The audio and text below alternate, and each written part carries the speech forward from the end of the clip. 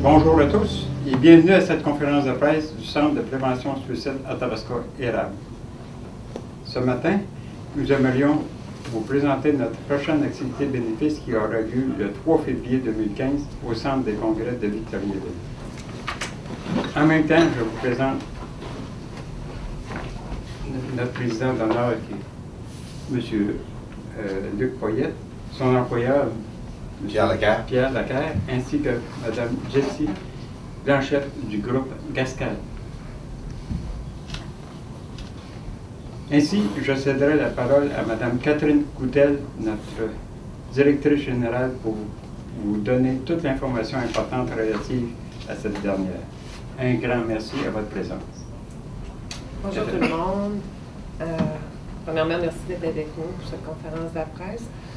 Donc, on fait cette conférence pour présenter notre 17e activité bénéfice qui, comme mon président de conseil d'administration disait, qui se tiendra le 3 février prochain, 2015, au Centre des congrès de Victoriaville. Donc, je vais commencer par remercier notre président d'honneur pour cette année, M. Luc Poyet, qui est un père endeuillé par suicide, puis qui s'investit dans la cause de la prévention suicide, puis qui a généreusement accepté la présidence pour nous cette année. Donc, cette 7e édition se déroulera sous le thème « Au cœur de nos enfants ». J'expliquerai le thème. C'est que tous les bénéfices qui vont être recueillis lors de cette activité bénéfice seront réinvestis dans leur totalité pour développer un service spécialisé, spécifique pour les enfants de 5 à 12 ans.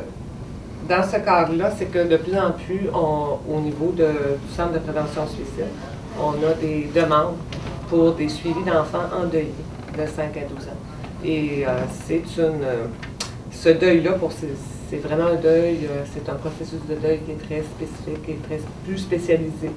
C'est quand même dans le cadre d'un suicide.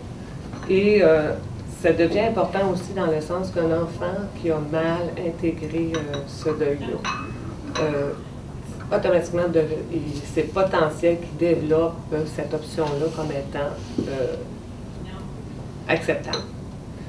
Ce qui fait qu'on se retrouve aussi avec des jeunes adolescents qui, lorsqu'on font une tentative de suicide, lorsqu'il y a un suivi, on se rend compte qu'ils ont déjà fait antérieurement, entre 5 et 12 ans, déjà des tentatives eux-mêmes, sans même que les parents le sachent. Donc, ça prend la formation du personnel, le développement d'outils.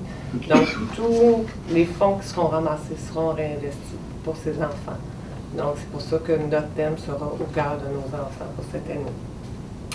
Pour l'activité bénéfice, sur la prévention suicide, on met en premier plan, c'est sur la vente de billets.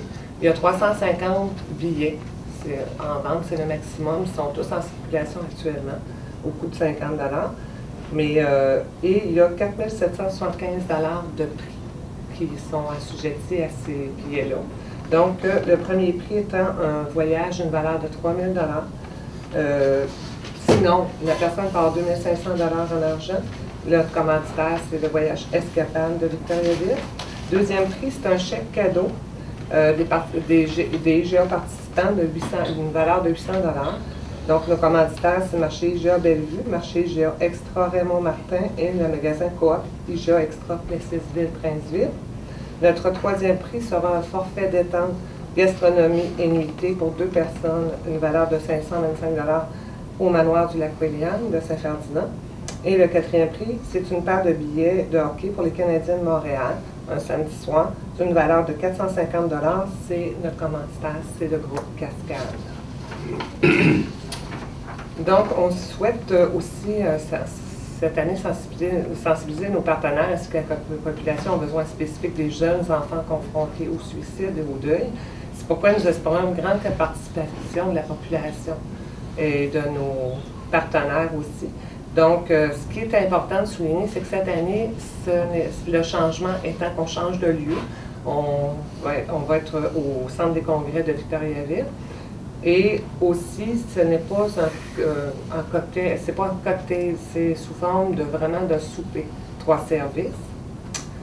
Et ça va être animé aussi, éventuellement, évidemment, par notre fidèle Eva Guetté, notre agente de sécurité.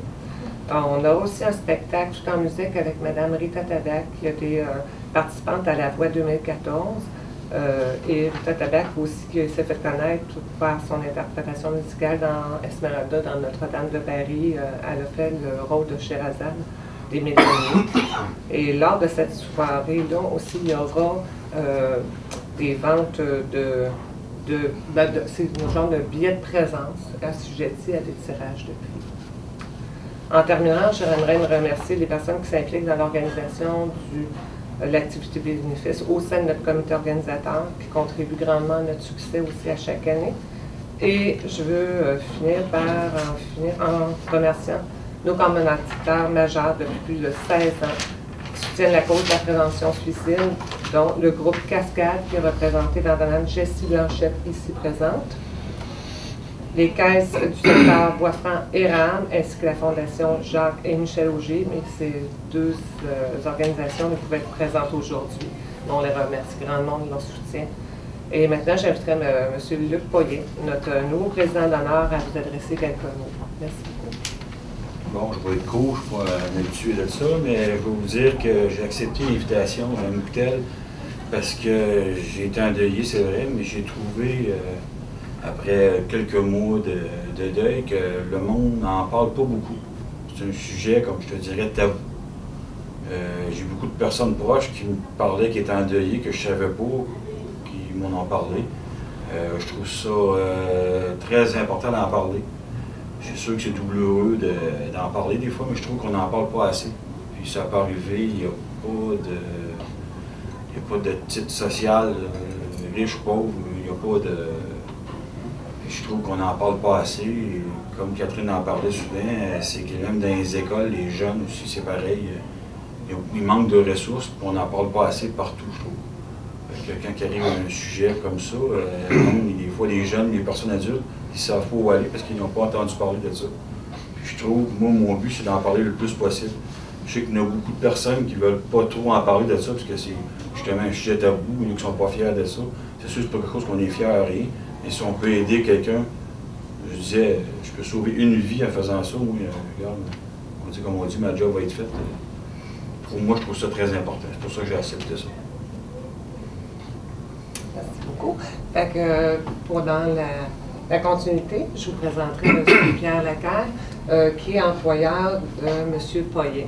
Dans le même sens qu'on disait que nos employeurs ont à cœur leurs travailleurs, M.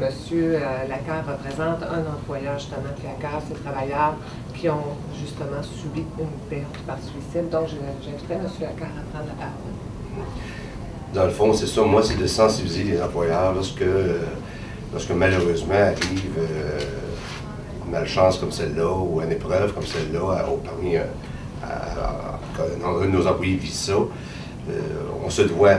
Puis, selon moi, c'est comme normal de supporter cet individu-là comme tel, en lui offrant notre support à l'interne, puis en notre cas, on a aussi offert un support à l'externe pour donner toutes les chances possibles à ces gens-là qui sont importants pour nous, bien sûr, d'être en mesure de relever le défi, de faire face à la vie qui continue comme telle. Je ne savais pas si je devais en parler, mais je vais en parler. Moi, ce qui m'a encore sensibilisé encore le plus, le fait de vous en parler, c'est que je vais vous dire, sans nommer de nom, que l'employeur, comme tel, après que l'employé a vécu ça, l'a congédié. Je comprends tout que c'est le contraire de ce qu'il faut faire. C'est pas croyable, mais vrai. Quand tu vois des choses comme ça, je pense que là, on se doit de dire à ces gens-là, écoutez, là, ils ont besoin de support, ils ont besoin d'être accompagnés et rassurés.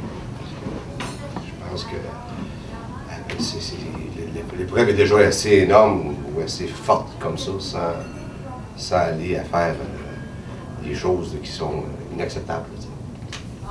Croyez-le ou non, ça existe. Fait qu'il je pense qu'il faut faire connaître l'importance que l'employeur a dans une situation comme ça.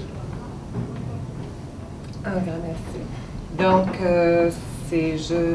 en terminant, je rappellerai que l'activité bénéfice cette année se tiendra mardi, le 3 février, durant la semaine nationale de la prévention du suicide, au centre des congrès de Victoriaville, à partir de 17h30, souper 3 services avec un spectacle. Donc, c'est une soirée quand même tout en, malgré le thème kilo suicide, mais c'est une soirée vraiment que l'on veut agréable, qui est conviviale et on invite vraiment la population à y participer. C'est une très belle soirée et c'est une levée de fonds pour la prévention du suicide, le développement de services, maintien et développement de services. Donc un grand merci à tous. Je ne sais pas s'il y a des questions. C'est quoi l'objectif au niveau financier? C'est 17 000, 20 000? 50 $ fois 350 billets, Ouais. 17 500. Oui, et qu'on n'a jamais vraiment atteint, on n'a jamais vraiment vendu tous nos billets. Notre objectif, c'est sûr, c'est de vendre tous les billets de tirage, qui sont le plus grand, en fin de compte, c'est avec ça qu'on va chercher notre plus grand. Pourquoi faire 15 000 à peu près? Combien qu'on vise? Ben, comme l'année dernière, c'était environ, de mémoire, 17 000 qui nous a resté. Net, il nous est resté 13 000 quelque chose. On avait vendu même pas 200 billets. Puis cette année, ça va bien. On a bien, on espère bien tous les vendre. C'est un peu pour ça qu'on a changé la formule, pour vendre plus de billets? Ou... Non, c'est pas vraiment ça. C'était qu'en fin de compte, on voulait justement un peu, notre dossier, c'est un peu d'encourager nos gens d'ici qui nous encouragent aussi. Donc, c'est un peu dans ce sens-là, de changer la formule, changer d'endroit pour encourager un autre employeur d'ici, un autre commerce aussi. Aussi, changer la formule, c'était dans le sens que ça fait quand même quelque temps qu'on réfléchissait à avoir des cocktails dînatoires avec des bouchées, mais là, on trouve à ce sens qu'on voulait juste essayer maintenant de souper 3 services, donc des gens assis, tranquilles, qui pouvaient échanger entre eux durant le repas avec un spectacle en musique. Le spectacle de musique, on l'avait aussi l'année dernière. Le spectacle, c'est combien de temps à peu près? 1 heure pour Mme Rita Tabac, c'est la prestation dure 1 heure. Donc 42-13 l'année passée. Oui.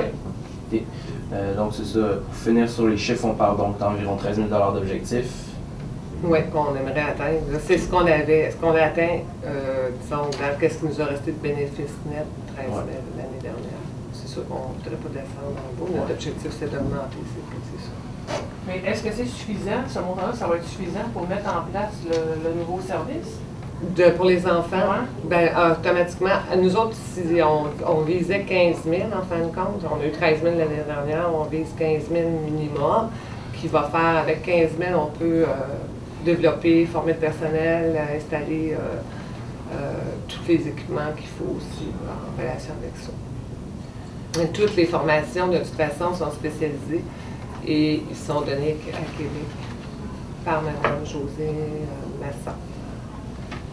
Donc c'est un service qui va être intégré au centre déjà existant. Oui.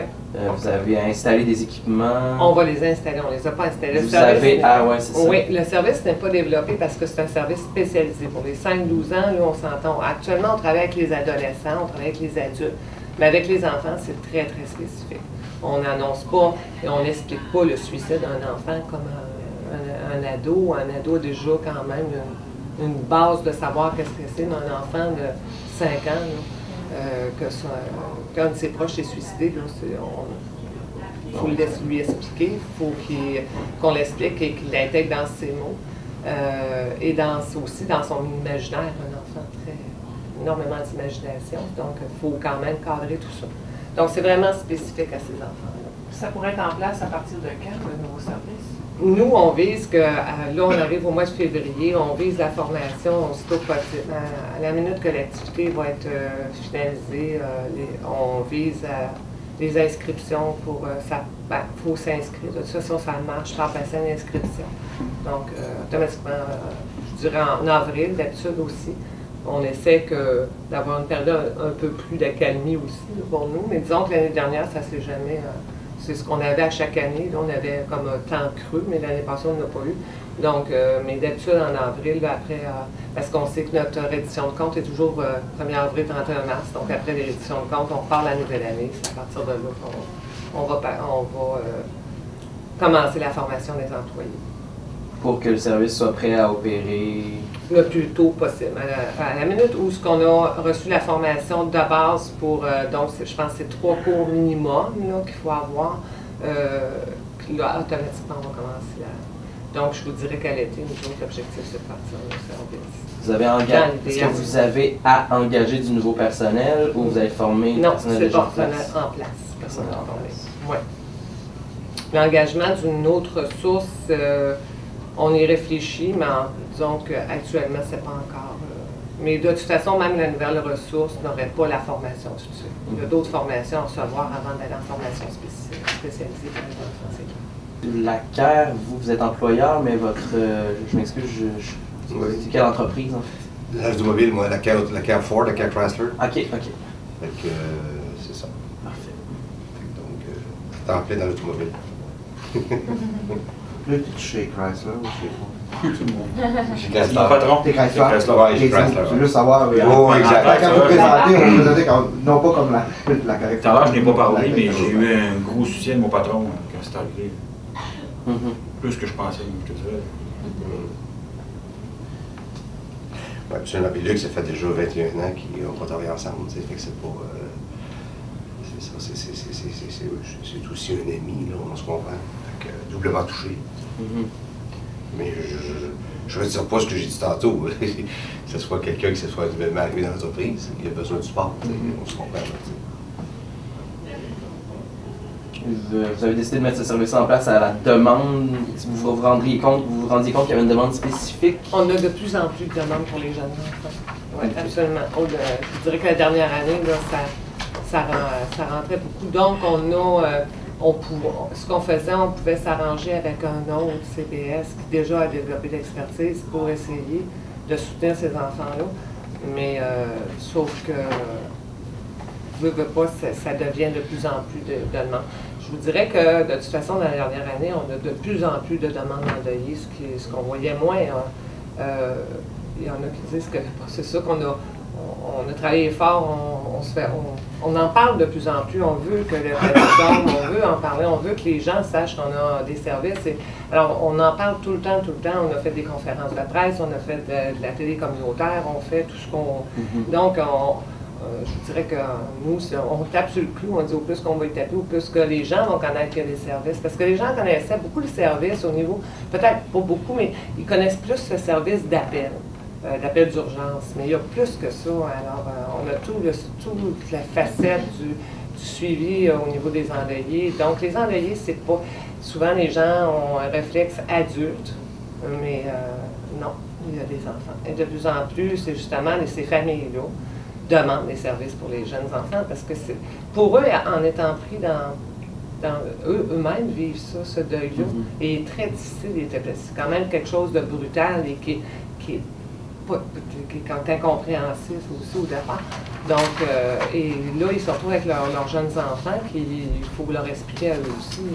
Ils sont pratiquement dans l'immédiat, ils ne sont même pas capables de se l'expliquer eux-mêmes. Comment tu veux aller vers un enfant de 5 à 12 ans? On a des 3 ans.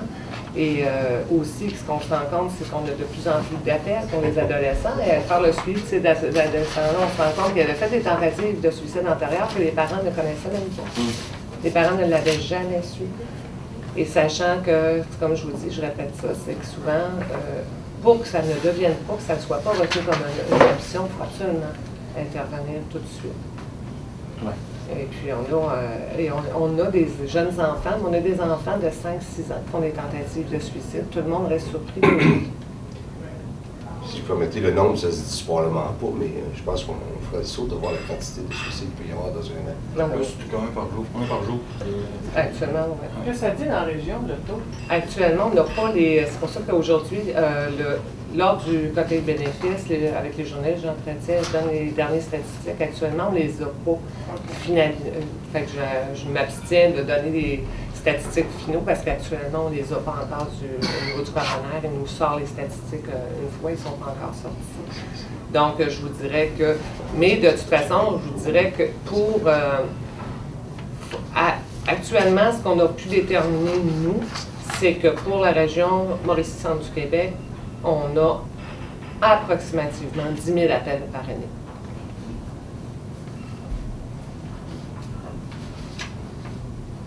Et pour la province de Québec, c'est 100 quelques mille appels qu'il y a par année de personnes en détresse. Ça, c'est ceux qui en parlent. Ceux qui en parlent. C'est pour ça qu'on veut qu'on... Et c'est aussi ce qui fait sourciller un peu, c'est lorsqu'on dit... Nous, actuellement, lors du 3 février, je vais pouvoir donner des statistiques beaucoup plus finaux, mais en tout cas, ou approximativement finales. Mais actuellement, on comptabilise que depuis avril à fin novembre, on a 300% de plus d'appels au bureau. Que la même période l'an dernier. Que la même période. 300% de plus d'appels au Québec? Ici? Ah, OK. À notre bureau. Donc, les gens appellent. Et les, c'est ça, c'est bon signe. C'est qu'on dit, ah, mon Dieu, non. Oui, c'est justement appeler, parce que au plus que les gens appellent, au plus qu'on va pouvoir justement intervenir pour faire en sorte de leur redonner, en fin de compte, de ressusciter cet espoir-là qu'il y a là de continuer.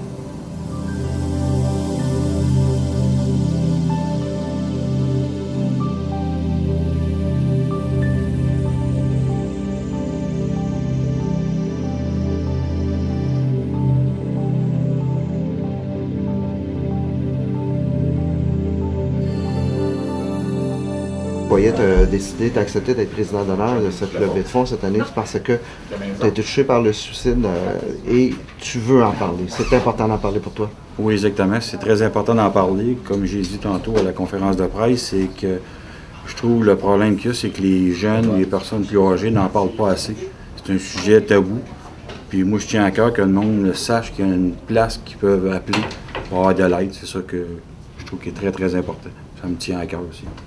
Et Pierre Leclerc, de votre côté, vous êtes l'employeur de Luc. Vous avez appuyé Luc dans son expérience. Est-ce que vous constatez que c'est le rôle d'un employeur et non pas nécessairement de voir ce que vous avez déjà vu ailleurs? Là? Bien sûr, absolument. C'est définitif que l'employeur est là pour être en support avec son employé parce qu'il est déjà endeuillé, l'épreuve est tellement déjà difficile à vivre qu'on se doit, nous, bien sûr, de supporter en aide à tous les niveaux. Là, le supporter, lui dire, écoute, prends le temps de te rétablir, prends le temps de faire ton deuil, on le rassure en rapport à ce que ton travail sera là au retour. Il a besoin d'être rassuré après avoir vécu une épreuve de la sorte. Parce que vous avez eu dire là, qu'un employeur avait une réaction totalement différente. Là. Oui, malheureusement, c'est ça qui m'a amené à parler de ça, parce que je dis, il y en a des employeurs qui ne réalisent pas le rôle qu'ils ont, au contraire, je vais le répéter, j'ai su qu'un employeur avait remercié cet employé-là qui est endeuillé. Voyons, ça n'a pas aucun bon sens. C'est de ne pas être conscient puis d'être responsable de son rôle d'employeur. C'est pas un bon employeur, ça c'est sûr. Le suicide, c'est quand même quelque chose qui est très brutal et surprenant, incompréhensif aussi. Et donc, les proches de ces enfants-là, déjà, sont dans une incompréhension de ce qui se passe, de même leur propre deuil, alors ils se sentent vraiment démunis d'aller accompagner ces jeunes enfants-là. Et le problème aussi qu'on a, c'est que souvent on dit « Ah, ils sont jeunes, ils ne comprennent pas », mais ils comprennent énormément. Et ils comprennent et ils entendent. Et souvent, lorsqu'on est pris dans ce tourbillon de douleur-là, on ne se rend pas compte que ce jeune enfant-là a saisi beaucoup de choses. Et en saisissant ces choses-là, et que si ce n'est pas déjà travaillé à bas âge, on s'est rendu compte qu'automatiquement, ça peut devenir, à très jeune âge, une option intégrée, disons, une option qu'on peut retenir comme c'est une solution. Envisageable. Voilà. Alors, à l'adolescence, on se réveille, on voit aussi des jeunes ados qui, lorsqu'on fait une tentative, on les suit. Et on se rend compte qu'ils ont déjà fait des tentatives entre 5 et 12 ans, sans l'avoir jamais dit à leurs parents. Les parents ne le savaient pas. C'est ça que vous nous disiez plus tôt, il y a des tentatives chez les jeunes aussi bas âge que 5 ou 6 ans. Oui, absolument. C'est quelque chose qu'on voit fréquemment. On le voit pas si fréquemment, je vous dirais, mais on ne veut pas le voir fréquemment. Donc, il faut commencer justement tout de suite. On s'est rendu compte qu'on en avait de plus en plus, on entendait de plus en plus parler. Donc, automatiquement, en entendant et en voyant, on se dit, non, il faut réagir tout de suite. On est en prévention. Si on veut rester en prévention, puis répondre à cette mission qui est de la prévention du suicide, mais il faut agir à temps et pas attendre. Merci beaucoup. Un grand merci.